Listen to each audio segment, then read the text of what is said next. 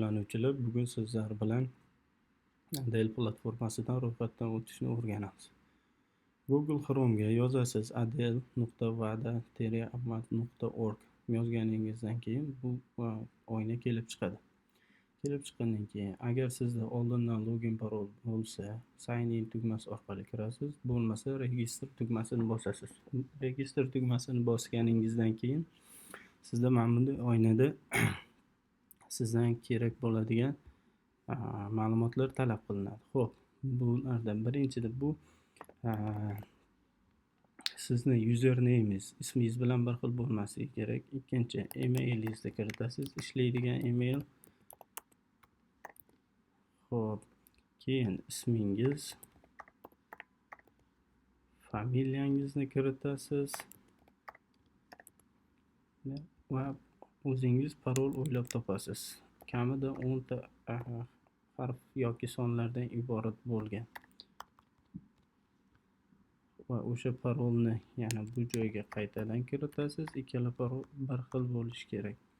Xo'p, endi bu joyda dastur tili, albatta ingliz tili. Bu joyda sizda time zone'ingiz, bu yerda rolingizni tanlaysiz, murabbiy yoki medical sportchi va hokazolar. Va bu ularni shaxsiylik va maxfiylik ma'lumotlari bilan tanishib chiqqanligingiz uchun tasdiqlash uchun bosasiz va next tugmasini bosganingizdan keyin bu joyda sport turist talab qilinadi. Misol uchun bu joyda sport darajangiz international, ya'ni xalqaro, milliy yoki yosh sportchi turi. Bu yerda davlatingiz, bu joyda sport turizmi disiplinasi, bu joyda gender, ya'ni ayol yoki erkak ekanligi.